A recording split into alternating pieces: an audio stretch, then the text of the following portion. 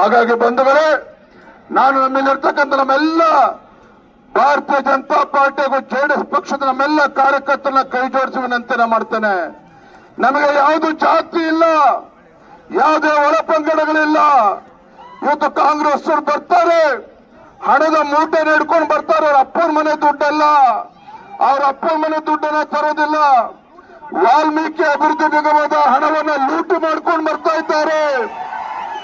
ಪರಿಶಿಷ್ಟ ಜಾತಿ, ಪರಿಶಿಷ್ಟ ಪಂಗಡ, SC/PTSP ಹಣ ಲೂಟಿ ಮಾಡ್ಕೊಂಡು ಇವತ್ತು ಬಾಗಲಕೋಟೆಗೆ ತರ್ತಾರೆ. ಅವ್ರ ಅಪ್ಪನ ಮನೆ ದುಡ್ಡು ತರ್ತಕ್ಕಂಥದ್ದಲ್ಲ. ಇವತ್ತು 100 ಕೋಟಿ ಖರ್ಚು ಮಾಡಿ ಬಾಗಲಕೋಟೆ ಪ್ರಜ್ಞಾ ಅಂತ ಮತದಾರ ಕಣ್ಣಿಗೆ ಮಣ್ಣಿರ್ತಕ್ಕಂಥ ಷಡ್ಯಂತ್ರವೂ ಕೂಡ ಕಾಂಗ್ರೆಸ್ ಪಕ್ಷ ಮಾಡ್ತದೆ.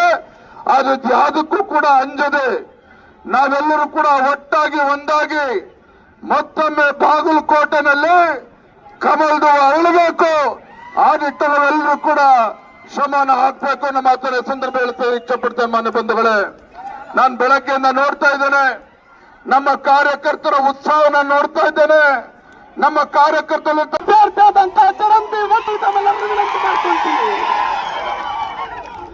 ಏನು ಬಾಗಲಕೋಟೆಯ ಪಟ್ಟಣದ ಜನರು 2023ರಲ್ಲಿ ಏನು ತಪ್ಪು ನಡೆದಿತ್ತು, ಆ ತಪ್ಪಿನಿಂದ ಚರಂತಿ ಮಟ್ಟರು ಏನ್ ಸೋತಾ ಇದ್ದೀರಾ?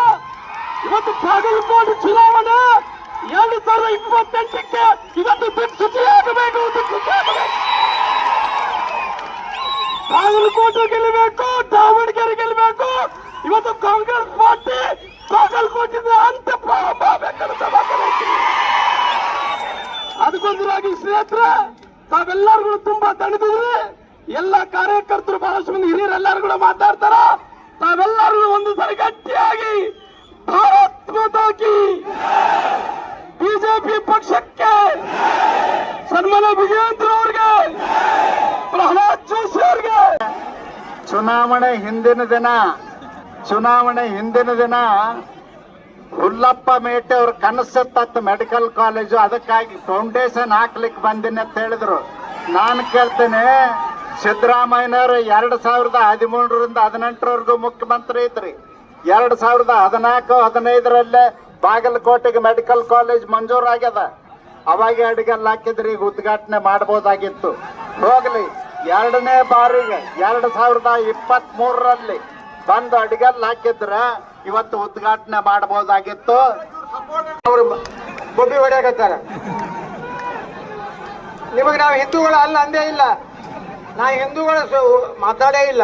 ಹಿಂದುತ್ವ ಗೆಲ್ಲಬೇಕು, ಬಿಜೆಪಿ ಗೆಲ್ಲಬೇಕು. ಆ ನಿಟ್ಟಿನಲ್ಲಿ ಭಾರತೀಯ ಜನತಾ ಪಕ್ಷದ ಕಮಲದ ಗುರುತಿಗೆ 9ನೇ ತಾರೀಕಿಗೆ ಮತ ಹಾಕಿ ನೀವು ಪ್ರಚಂಡ ಬಹುಮತದಿಂದ ಆರಿಸಿ ತರ್ತೀರಿ ಅಂತೇಳಿ ನಿಮ್ಮೆಲ್ಲರಿಗೂ ವಂದಿಸಿ, ಈ ಉತ್ಸಾಹ 9ನೇ ತಾರೀಕಿನವರೆಗೂ ಹೀಗೆ ಇರಬೇಕು. ಹೀಗೆ ಇದ್ದಾಗ ನಾವು ಗೆಲುವನ್ನ ಸಾಧಿಸಲಿಕ್ಕಾಗ್ತದೆ.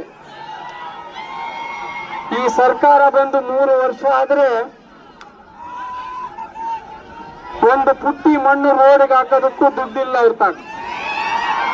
ಇಂಥ ಸರ್ಕಾರನ ನನಗೀಗ 70 ವರ್ಷ ಹತ್ರ 50 ವರ್ಷದಿಂದ ನೋಡ್ತಾ ಇದ್ದೀನಿ. ಇಂಥ ದರಿದ್ರ ಸರ್ಕಾರವನ್ನ ನಾನು ನೋಡಲೇ ಇಲ್ಲ. ಇಂಥ ದರಿದ್ರ ಸರ್ಕಾರ ತೊಲಗಬೇಕನ್ನೋದು ನಿಮಗಷ್ಟೇ ಅಲ್ಲ, ಅಧಿಕಾರಿಗಳಿಗೂ ಕೂಡ ಅದು ಐತೆ. ಅಧಿಕಾರಿಗಳಿಗೂ ರೋಷವಾಗಿದೆ. ಈ ಸರ್ಕಾರ ಯಾವಾಗ ಹೋಗ್ತದೆ ಅಂತ ಜನ ಕಾಯ್ತಾ ಇದ್ದಾರೆ. ಈ ಚುನಾವಣೆ ನಾಳೆ 28ಕ್ಕೆ ಬರುವ ಚುನಾವಣೆಗೆ ದಿಕ್ಸೂಚಿ ಆಗ್ತದೆ. ಇದನ್ನ ನಾವೆಲ್ಲರೂ ಕೂಡ ಗಂಭೀರವಾಗಿ ತೆಗೆದುಕೊಳ್ಳಬೇಕು. ನಾನು ಎರಡೂ ಪಕ್ಷದ ನನ್ನ ಕಾರ್ಯಕರ್ತ ಬಂಧುಗಳಿಗೆ ವಿನಂತಿ ಮಾಡ್ತೇನೆ, ಇದನ್ನ ನಾವು ಗಂಭೀರವಾಗಿ ತೆಗೆದುಕೊಂಡು ಕೊನೆವರೆಗೂ ಹೋರಾಟ ಮಾಡಿ ಗೆಲುವನ್ನ ಸಾಧಿಸಬೇಕು. ಅತಿ ಹೆಚ್ಚು ಮತದಿಂದ ನಮ್ಮ ಚರಂತಿ ಮಠ ಗೆಲ್ಲಬೇಕು. ಅದಕ್ಕೆ ನಮ್ಮ ಪಕ್ಷದ ಸಂಪೂರ್ಣ ಮೈಸೂರಿನಲ್ಲಿ ಸಿದ್ದರಾಮಯ್ಯನವ್ರನ್ನ ಸೋಲಿಸಿದಾಗ ಬಾದಾಮಿಯಲ್ಲಿ ನಾವು ಗೆಲ್ಲಿಸಿ ಅವ್ರನ್ನ ರಾಜಕೀಯವಾಗಿ ಜೀವಂತ ಇಟ್ಟಿದ್ದೀವಿ. ಅದರ ಉಪಕಾರ ಆದರೂ ತೀರಿಸಬಹುದಾಗಿತ್ತು. ಆದ್ರೆ ಸಿದ್ದರಾಮಯ್ಯನವರು ಮಹಾ ಮೋಸಗಾರರಿದ್ದಾರ. ಯಾವುದೇ ಕೆಲಸ ಕಾರ್ಯಗಳನ್ನ ಮಾಡೋದಿಲ್ಲ. ಚುನಾವಣೆ ಬಂದಾಗ ಸುಳ್ಳು ಹೇಳಿ ಮತ ಪಡಿತಾರ ಅನ್ನೋದಕ್ಕೆ ಒಂದೇ ಒಂದು ಉದಾಹರಣೆ ಇರ್ತೇನೆ. 2023ರಲ್ಲಿ 5 ಗ್ಯಾರಂಟಿಗಳ ಆಸೆ ತೋರಿಸಿ ಬಡವರ ಮನಸ್ಸನ್ನು ಕದ್ದು ಓಟ್ ಹಾಕಿಸ್ಕೊಂಡು ಅಧಿಕಾರಕ್ಕೆ ಬಂದು ಸಿದ್ದರಾಮಯ್ಯನವ್ರ ಸರ್ಕಾರ ಕಳೆದ 3 ವರ್ಷಗಳಿಂದ ಕುರ್ಚಿ ಕಚ್ಚಾಟದಲ್ಲಿ ಮುಳುಗಿದೆ, ಭ್ರಷ್ಟಾಚಾರದಲ್ಲಿ ಮುಳುಗಿದೆ.